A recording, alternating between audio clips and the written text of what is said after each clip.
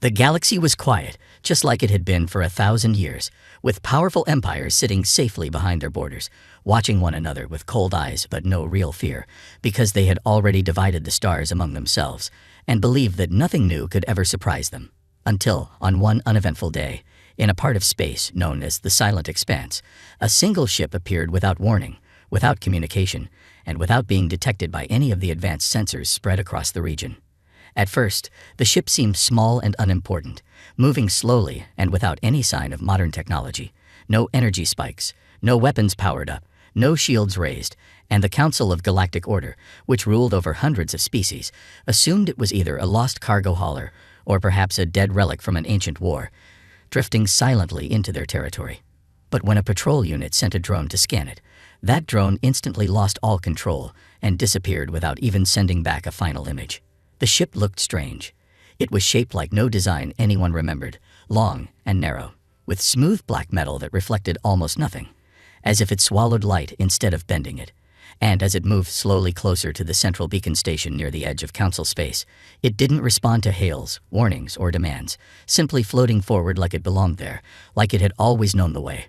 And the fear began to creep into the hearts of those who watched from command centers far away. Inside the Council chamber, high above the capital planet of Arnon Prime, the heads of the leading civilizations gathered in silence, staring at the image of the ship on the screen, trying to understand why none of their scans could read what was powering it, why its design didn't match any known database, and why, despite being alone, it didn't seem afraid of entering one of the most dangerous regions of space. Admiral Korlax of the Theran Empire, known for his harsh voice and ruthless decisions, slammed his fist on the table and demanded the ship be destroyed before it could reach their stations. But Ambassador Velen of the Yitri Collective disagreed, suggesting that the ship might be a trap or worse, something ancient waking up after a long sleep, and warned that an attack might trigger something they weren't ready to face. The tension rose when one of the council aides, a young analyst from the minor race of Terak, raised his hand and hesitantly shared a strange discovery. An old, nearly forgotten file buried deep in the council archives, one that referenced a planet called Earth, removed from maps long ago, with a note that simply said, "Do not engage, observe only," and beside it, a small symbol, now glowing faintly on the side of the approaching ship. The room went silent. For a moment, everyone tried to remember why that warning had been written, who had written it, and what it could possibly mean. But the records were lost, and most of the older species had erased that era from their histories, choosing to forget instead of face what had once scared them. The ship, still silent, still unmoving except for its slow forward drift, passed through the first layer of automated defenses, which didn't react, as if something inside the ship told the systems not to fire, not to scan, not to move. And as it continued forward, entire systems across nearby planets began to glitch, artificial intelligence cores froze, and old machines that hadn't worked in centuries started to light up in forgotten languages that none of the Council translators could decode. Meanwhile, on a small planet named Helion 4, a deep space archaeologist named Eileen Ke, who had been studying pre-Council ruins, received an alert through her private scanner. A match had been found, not in the ruins, but in the signal now being broadcast by the unknown ship, a signal that exactly matched an artifact she had discovered 3 years ago, one that had been locked away by Council agents without explanation. Her heart raced. She knew now, without a doubt, that the ship was human. And more than that, she realized the galaxy had just stepped into a storm it wasn't ready for, because the humans weren't supposed to exist anymore. Not after what the ancient records claimed had happened, not after they had been declared lost, dangerous, and erased from the galactic memory by powers too scared to admit what they had done. And as the ship finally stopped, hovering silently outside the Council's main neutral beacon station, it sent one single message, short and clear, across all known channels. "We have returned." In that moment, the Council, the empires, and all the races watching from their ships and cities realized that fear had found them again, not from a fleet, not from a weapon, but from a single human ship that had arrived without warning, and made the galaxy remember what it had tried so hard to forget. The mysterious human ship did not move, did not speak again, and yet every eye across the galaxy stayed locked on it, because even in its silence, it was louder than any fleet, and the questions it brought were more dangerous than any weapon. Questions about what was inside, who was inside, and why they had come after disappearing from history for so long. In the Council's high-security war chamber, the debate turned into shouting, as leaders and generals argued about what to do. Some demanded the ship be destroyed before anything could come out of it. Others insisted it must be captured and studied, and a few, the wisest or perhaps the most frightened, warned that doing anything aggressive might invite something far worse than they could imagine. But while the galaxy argued, Admiral Shira Len of the Coalition Defense Fleet was already aboard her cruiser near the station, her eyes fixed on the black ship from behind her armored visor, wondering not how to fight it. But if it was even possible to fight it at all, because she had seen things in her years that made her respect the unknown, and this ship, despite being alone, felt ancient, powerful, and awake in a way no technology should be. Her team launched a stealth drone, one with no signals or power signature, drifting slowly toward the human ship, and for a moment, everyone held their breath. But instead of attacking, the ship opened a small hatch near its front, as if it had been waiting, inviting them in with eerie calm. And that was when Admiral Shira made the boldest decision of her career. She ordered her shuttle prepped, took a small team of trusted officers, and flew toward the human ship herself, telling no one, not even her own government, because she knew too many voices would try to stop her, and something deep in her gut told her that this meeting was important for the future of the entire galaxy. As her shuttle landed gently inside the ship's docking bay, the first surprise hit them. The inside of the ship wasn't cold metal or alien construction, but smooth, almost organic walls that pulsed faintly with blue light, as if the ship itself was alive. And the moment the team stepped out, the doors behind them closed softly, sealing them in. There were no weapons, no guards, no signs of traps or danger, but also no sound, no movement, only a long corridor leading deeper into the ship. And as they walked forward, the walls began to change, showing them images, not like screens, but like memories, floating in the air, images of Earth, of forests, cities, skies filled with birds and ships, and finally, stars stretching endlessly into the void. One of the officers whispered, "Is it, trying to show us where it came from?" And Admiral Shira nodded slowly, feeling something heavy in her chest, because the images didn't just show places, they showed loss, as if the ship was remembering a home long forgotten, a pain buried deep in time. At the heart of the ship, they found a single chamber, and inside, a figure stood. Not a machine, not an alien, a human. He was tall, dressed in a simple black suit with no markings, his eyes closed as if he were sleeping standing up, and as the team approached, he opened them slowly, eyes filled with something that was not anger, not joy, but awareness, as if he had already seen everything they were going to do and say. "My name is Elias," he said in perfect galactic common, his voice calm but deep, echoing in the room without speakers. "I am the last of the first wave." The team exchanged confused looks, unsure what he meant, and Elias smiled faintly.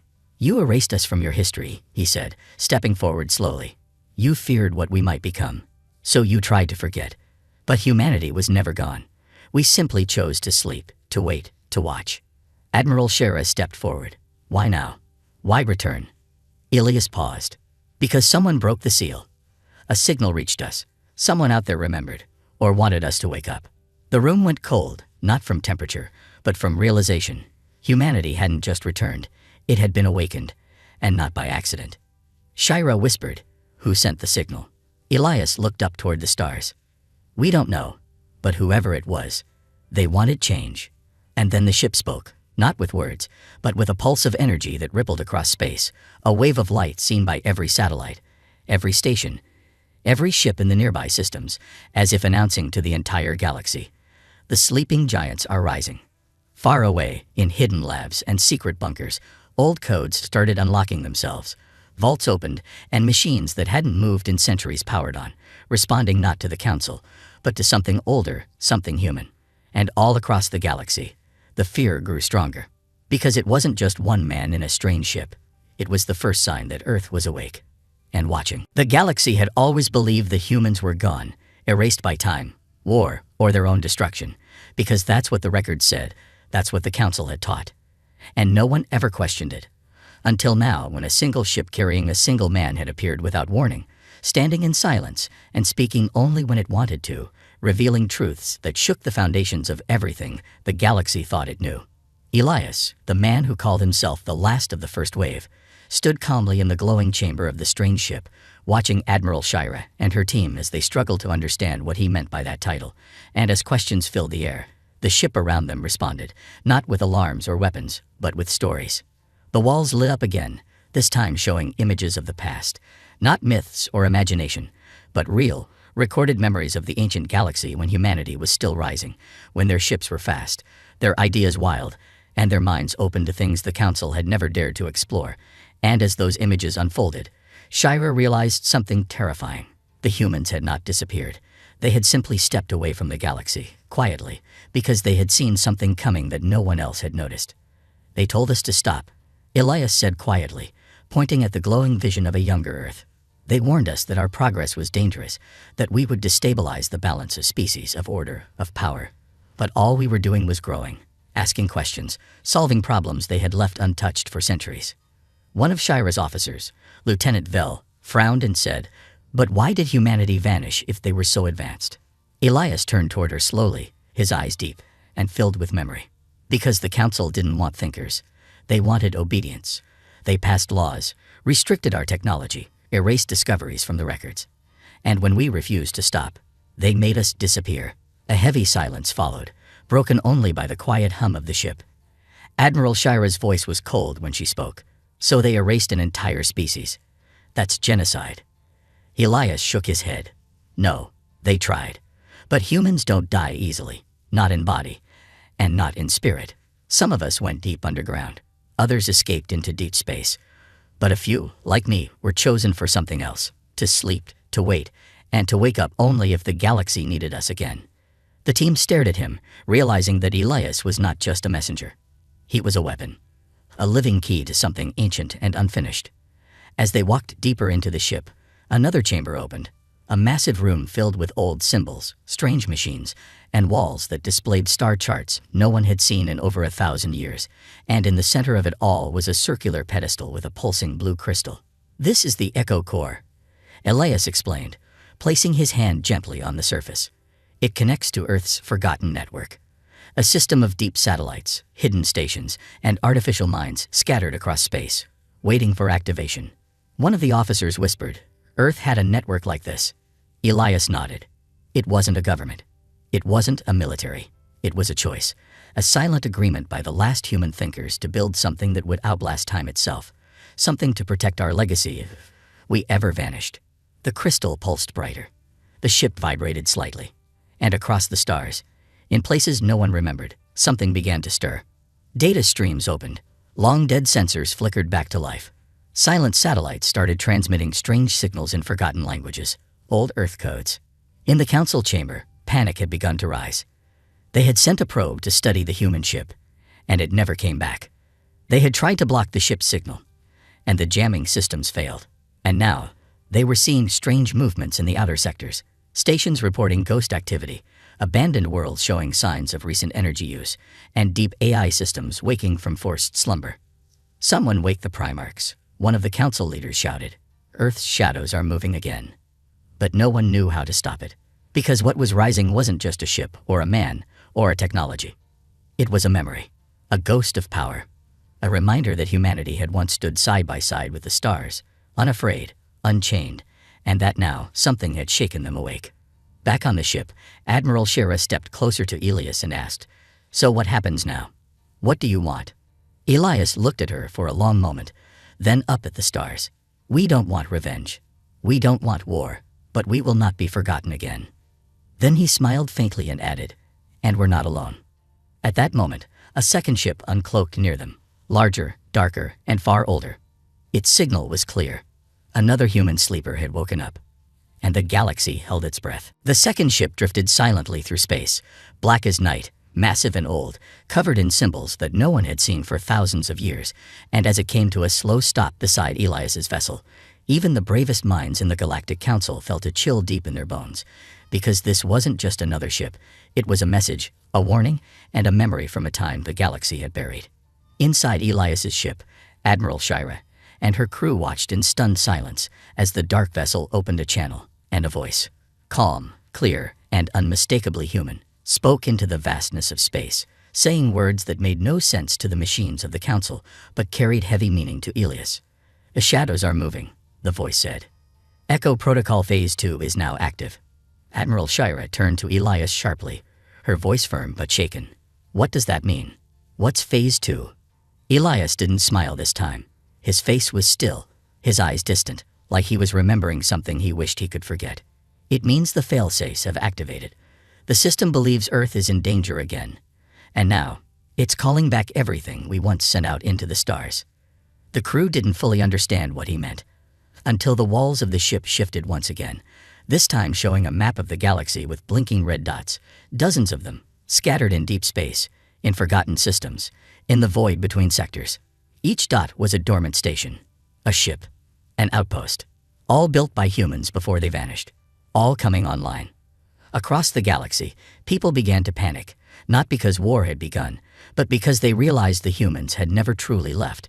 They had just gone silent, watching, waiting, building things in places no one else dared to go, and now those things were waking up one by one. In a distant council observation post, a technician screamed when the stars around their station flickered, and then shifted, not because the stars moved, but because something massive had appeared between them, a hidden ship or station covered in cloaking fields, older than any council records, now glowing with power. In another part of the galaxy, an old mining colony suddenly lost all contact with its satellites, and moments later, a human voice echoed across its systems, saying in simple Earth English, "This sector is now under Legacy Earth quarantine. Remain still." No one knew what to do.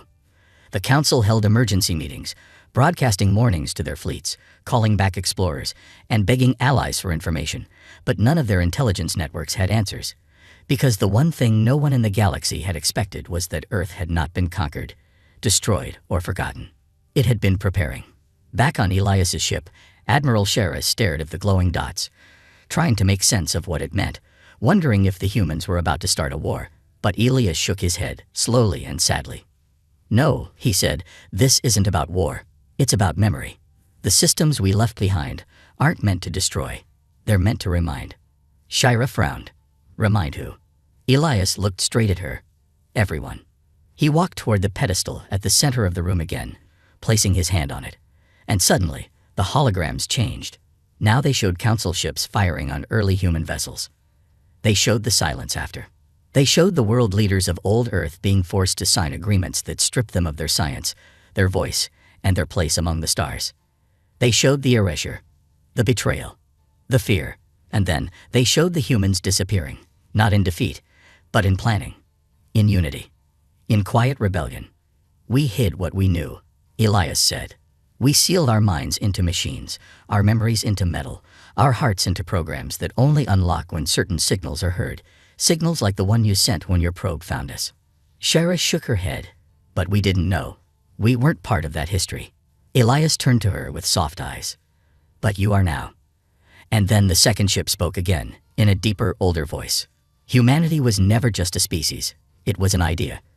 You tried to erase the body. You forgot the idea." Suddenly, dozens of small probes launched from the second ship, flying across space toward other sectors, not with weapons, but with data, stories, warnings, and memories encoded in light and sound, meant to be seen, meant to be felt. The council tried to block the transmissions. They failed. All across the galaxy, old truths were now being told. And the stars, once silent, began to whisper the name of Earth again, not with fear, but with awe, because the shadows were moving, and they were human. In the days that followed the signal's spread, the entire galaxy changed, not because of war or destruction, but because of memory, because now, the truth was alive again, echoing in the minds of billions, shaking the foundations of everything the Galactic Council had taught for thousands of years, and no one knew how to stop it. From the brightest core worlds to the smallest outposts at the edge of the void, every citizen was seeing the same images, videos of forgotten human cities, recordings of Earth's last transmissions, files showing how humanity was erased, not because it was weak, but because the Council had feared what humans might become if they were ever left free to grow. In the great halls of the Galactic Council, leaders argued in panic, some demanding the destruction of the new human systems, others calling for peace, but no one could agree, because deep inside, they all knew the truth. They had waited too long. And now, the galaxy had remembered something it was never supposed to know. On Admiral Shira's ship, everything had changed since Elias's arrival. The crew no longer looked at him as a simple envoy or a strange human. They watched him with silent respect, some with fear, because he had become a symbol of something ancient and unstoppable, something that had returned not to take revenge, but to awaken what had been lost. Shira walked the halls of her ship late at night, unable to sleep, replaying the voices of the data pods again and again, trying to understand how the galaxy could have hidden so much darkness for so long, and why no one had spoken up before. When she found Elias standing at the observation deck, staring out into space, she stood beside him quietly. "You don't look proud of what's happening," she said. Elias didn't turn. "Because I'm not." "Then why release the truth?" He looked at her now, his face calm but tired. "Because it was never supposed to be buried." Shira nodded, then asked the question she had been avoiding. "Will Earth come back now? For power?" Elias smiled slightly. "We never left. And no, we don't want to rule the stars. We want to remind the stars who they belong to." She didn't answer.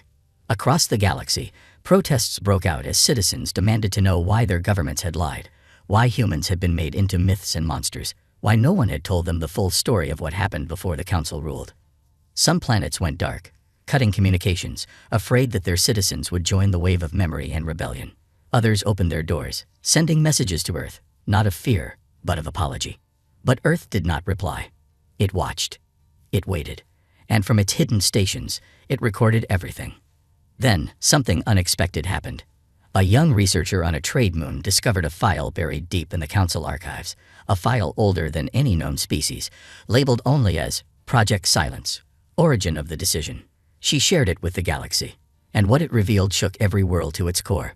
Project Silence wasn't started because humans were dangerous. It was started because humans were different. They learned too fast.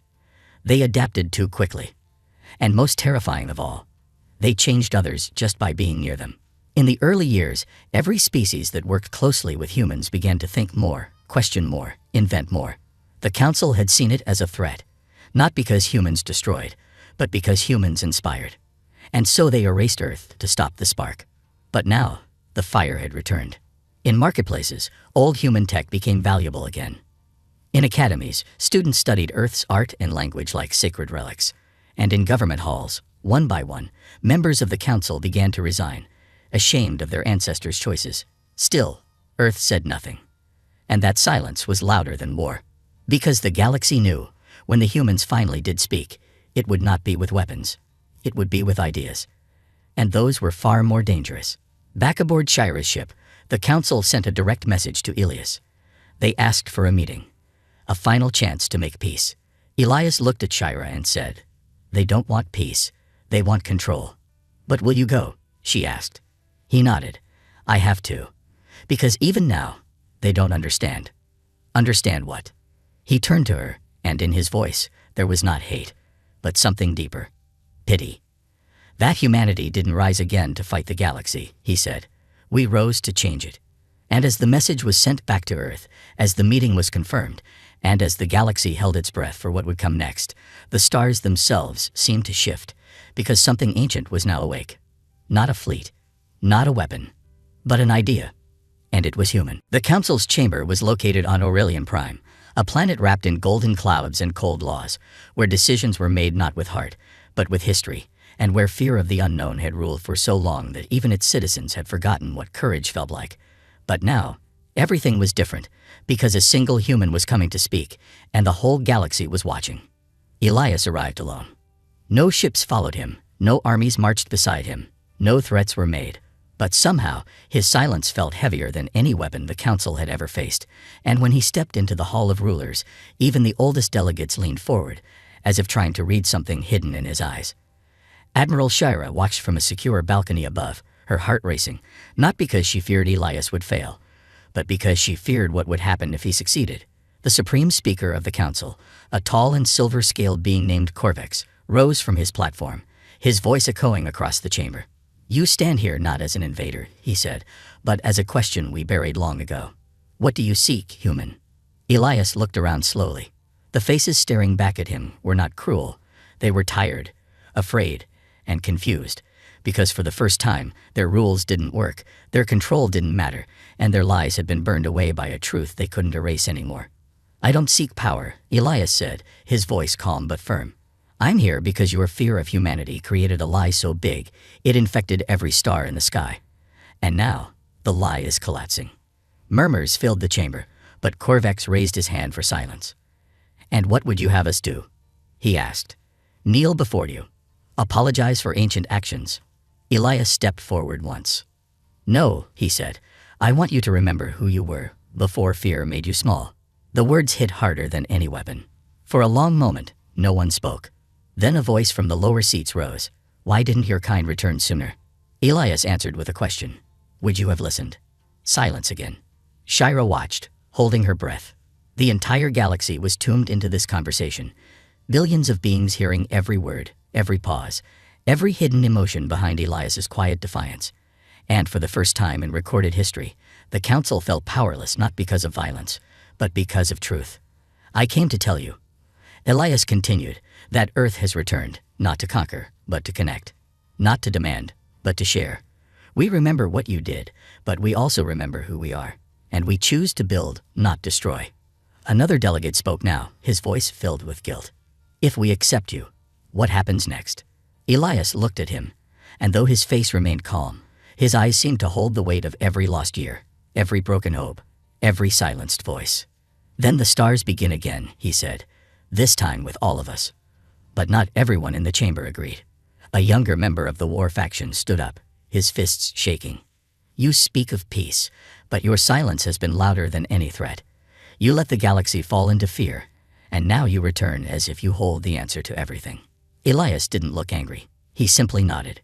Yes, he said, because sometimes the best answer is the one you fear the most. The chamber was quiet again. Then, slowly, one by one, a few delegates began to stand, not in protest, but in support. And across the stars, people saw it happen, saw the moment when the old world began to crack, and something new started to grow in its place. Shira exhaled, her heart thundering. Elias had done it, not by shouting, not by forcing, but by being human. And now, the council had a choice. They could try to fight the tide, or they could join it. Corvex looked around, his cold pride melting into something older and deeper, humility. We will vote, he said. But know this, human, whatever happens next, the galaxy has changed because of you. Elias nodded once. It was never about me, he said. It was always about all of us. As he left the chamber, the stars outside seemed brighter.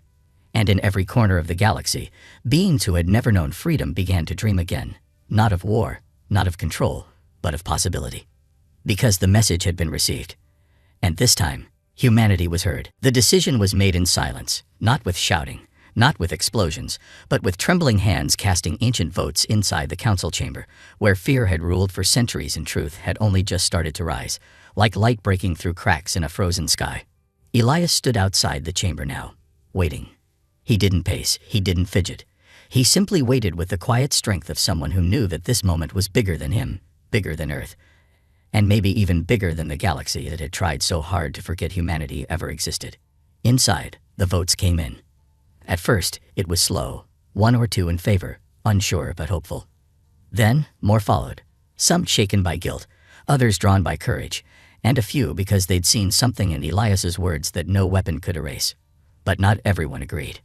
2 of the war faction leaders stormed out, eyes burning with anger, promising that if peace truly came, they would not be part of it. And yet, their rage was drowned by something louder, hope. Because for the first time in countless years, beings across 1,000 star systems saw change not as a threat, but as a chance. Shira approached Elias, her uniform stained with dust and sweat from the chaos of the last days. They're going to announce it, she whispered. The vote passed. Elias didn't smile. He just looked up at the sky above Aurelian Prime, where stars blinked like eyes watching history unfold. Then it begins, he said softly. But peace was never easy, and it never came without fire. As the council's vote was transmitted across the galaxy, not all planets welcomed it. In the outer systems, where warlords still ruled, and where the idea of Earth returning was a threat to their power, resistance began to rise. One of the war factions launched a fleet toward Earth, declaring humanity a virus that should never have been allowed to awaken again. But Earth was not alone anymore. From across the stars, old allies and new friends stood with them, planets that had lived in fear now choosing to rise, inspired not by force, but by the human refusal to stay silent. Elias stood at the heart of Earth's defense grid, watching the incoming enemy fleet on the holographic display. They're scared, Shira said, standing beside him. They should be, Elias replied quietly. Not because of what we will do, but because of what we won't allow anymore. The battle that followed wasn't just a fight for survival. It was a warning. That the old ways were over. that the galaxy would not be ruled by fear again. Human ships moved like lightning, silent, precise, and without mercy. But they didn't destroy everything. They gave warnings. They disabled instead of annihilating. And when the enemy surrendered, Earth sent food and medicine, not bombs. That was what shook the stars the most. Not Earth's power, but its mercy. Weeks passed. The last resistance faded. And across the galaxy, new agreements were signed, between species who had once hated each other, between planets who had never spoken, and all of them inspired by one truth. Humanity had returned, and they had brought something the galaxy had forgotten: a future. Elias stood before the new council, now a mix of species from across the stars, and his final message was simple. "We were gone for millennia," he said. "We were silent, sleeping, and forgotten. But now we're awake, and we're not here to lead. We're here to walk beside you." There was no applause, just quiet nods, because everyone knew this wasn't the end of the story. It was just the beginning. Later, alone on a mountain above the rebuilt spaceport, Elias watched the night sky, his thoughts drifting not to war or victory, but to the millions of voices now speaking freely, the children of worlds that had once feared the dark now dreaming of light. And somewhere, far away, the first human colony ship launched again, not to escape, but to explore, to learn, to connect, because humanity had finally remembered what it was meant to be. Not conquerors, not monsters, but builders of a new galaxy. And this time, they weren't building it alone.